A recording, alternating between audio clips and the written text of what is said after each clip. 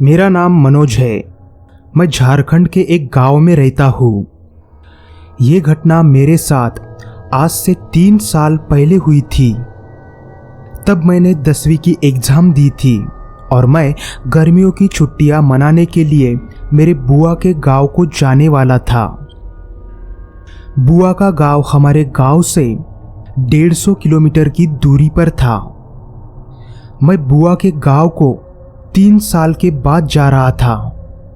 खैर, मैं बस से बुआ के गांव पहुंच गया। उस वक्त शाम के 6 बजे थे। मामा जी, मतलब मेरी बुआ के पति, मुझे बस स्टॉप पर लेने के लिए आए थे। मैं बस से उतरकर बस स्टॉप पर खड़े मामा जी के पास गया और उन्हें प्रणाम किया। फिर मामा जी मुझे बोले, अरे मनोज, तू तो बहुत बड़ा हो गया। तू जब 7वीं कक्षा में था तब मैंने तुझे देखा था और तब से आज मैं तुझे देख रहा हूँ। तो उनकी बातें सुनकर मैं थोड़ा सा मुस्कुरा रहा था।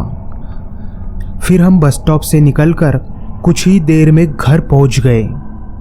घर पहुंचते ही मैं बुआ से मिला और फिर फ्रेश हुआ। बुआ के घर में बुआ, मामा जी और उनकी 5 साल की बेटी रहती थी। खैर, अब रात हो चली थी।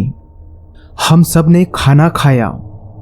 थोड़ी ही देर में मामा जी और बुआ की बेटी सो गई। अब बुआ और मैं घर के आंगन में बैठकर हम दोनों बातें कर रहे थे। उस वक्त रात के 10 बज चुके थे। बुआ ने हमारे घर के हालचाल पूछे और कुछ मेरे बारे में भी पूछा।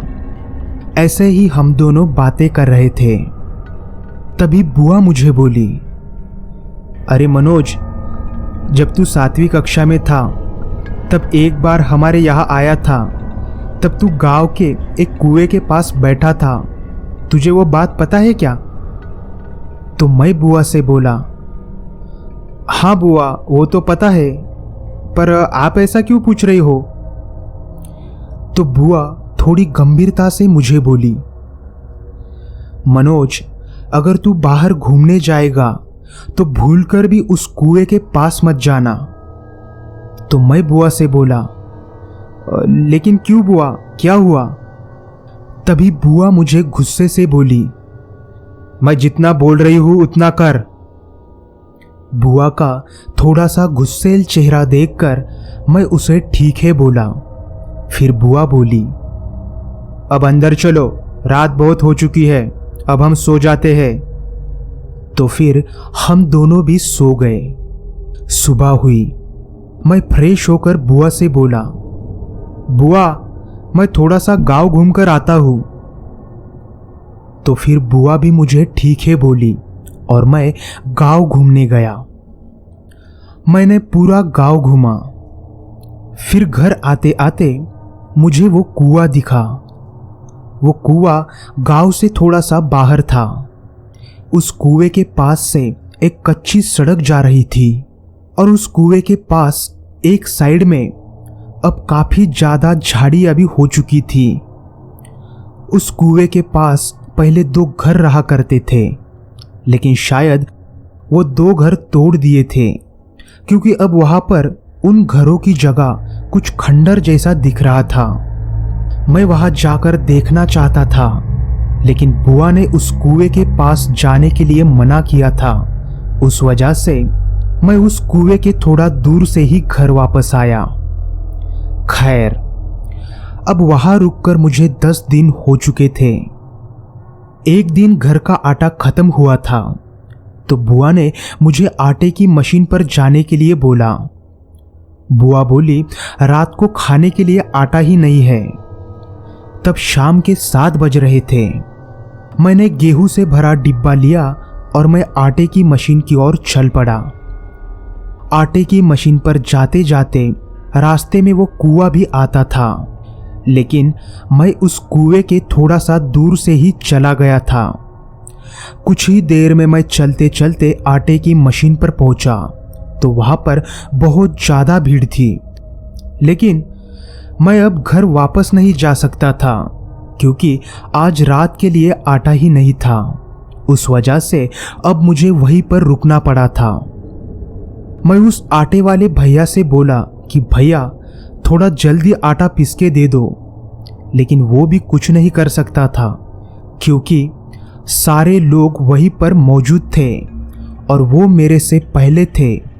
तो वो आटे वाले भैया उनसे पहले मेरा आटा कैसे दे सकता था। लगभग 2.5 घंटे बाद मेरा नंबर लगा। फिर मैंने आटे का डिब्बा उठाया और मैं रास्ते पर चल पड़ा।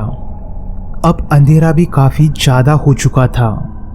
हालांकि अब 9:45 हो रहे थे, लेकिन गांव में ऐसा लग रहा था कि मानो रात के 12 या 1 बजे हो। मैं आटे का डिब्बा अपने सर पर लेकर चल रहा था। मैंने अपने आसपास देखा तो मुझे काफ़ी ज़्यादा अंधेरा दिख रहा था। गांव में बिजली की कुछ ज़्यादा अच्छी व्यवस्था भी नहीं थी।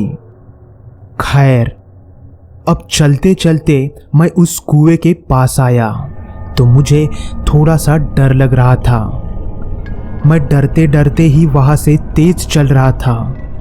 चलते चलते ही मेरी थोड़ी सी टेढ़ी नज़र उस कुएं पर भी थी।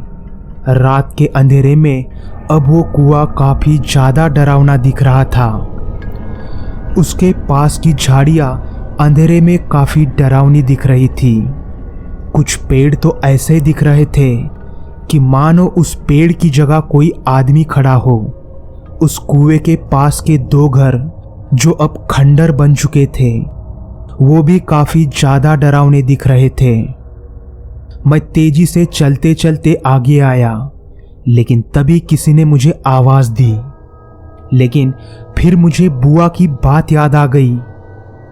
उस वजह से मैं जल्दी से वहां से चल रहा था, लेकिन तभी पीछे से मुझे आवाज़ आई, मुझे बचाओ, मैं कुएं में गिर गई हूं, प्लीज़ मुझे बचाओ। वो आवाज़ सुनकर मैं कुछ भी ना सोचते हुए उस कुएं के पास गया और अपना आटे का डिब्बा उस कुएं के पास रख दिया और मैं कुएं के अंदर झांकने लगा। कुएं में थोड़ा सा पानी था, लेकिन वो भी काफ़ी ज़्यादा सड़ा हुआ दिख रहा था। फिर मैं उस कुएं में थोड़ा गौर से देखने लगा कि मुझे आवाज़ आखिर कौन दे रहा था, लेकिन मुझे कुएं में कोई भी नहीं दिख रहा था। मुझे लगा शायद मेरा वहम होगा। फिर मैंने आटे का डिब्बा लिया और मैं पीछे मुड़ा, लेकिन तभी एक औरत मेरे पीछे खड़ी थी। उसने हरे कलर की साड़ी पहनी थी। उसकी आंखें काफी बड़ी थी और वो मुझे घूरे जा रही थी। उसके हाथ में हरी वाली चूड़ियां थी। उसके माथे पर एक बड़ा सा कुमकुम था और वो औरत पूरी तरह से भीगी हुई दिख रही थी, मानो वो औरत अभी अभी उस कुएं में से आई हो।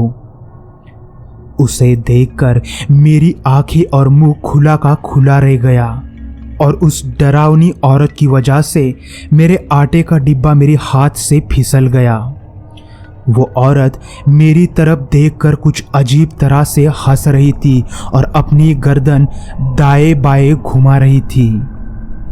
फिर वो औरत मुझे बोली, मेरे साथ कुएं में चलो। उसकी वो बात सुनकर मैं जल्दी से मेरा गिरा हुआ आटे का डब्बा उठाकर वहां से काफी तेजी से दौड़ रहा था।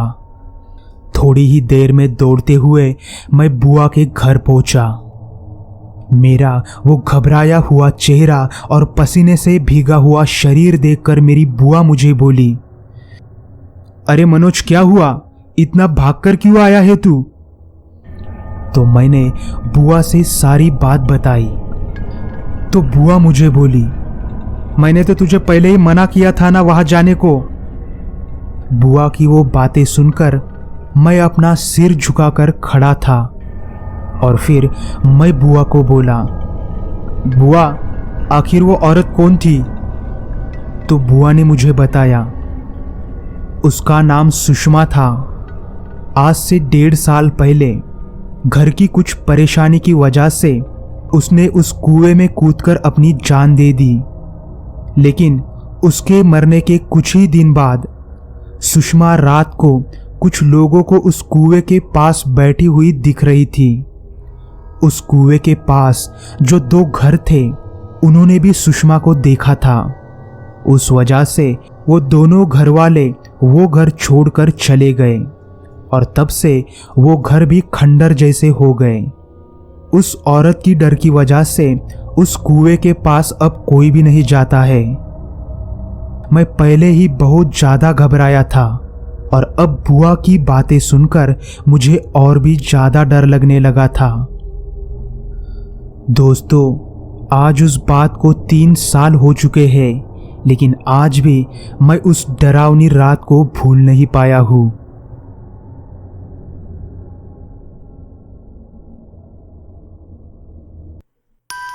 तो चलिए दोस्तों, आज के लिए बस इतना ही। अगर कहानी अच्छी लगी हो तो उसे लाइक, शेयर, कमेंट और चैनल को सब्सक्राइब ज़रूर कर दीजिए ताकि आपको ऐसी ही डरावनी कहानियाँ सुनने को मिल सके। तो चलिए दोस्तों, अब हम मिलेंगे कल रात ठीक 10 बजे। तब तक के लिए अपना और अपने परिवार का ख्याल रखिए।